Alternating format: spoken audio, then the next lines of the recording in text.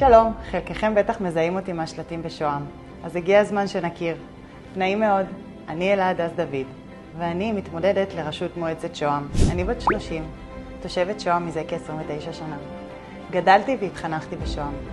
יש לי 3 ילדים, נשואה לניר, בת לניסים, יזם נדל"ן, וענת, אשת חינוך מזה כ-30 שנה וסופרת. למדתי כאן, בבית ספר צוקים, מכיתת חטץ ועד סוף ו'.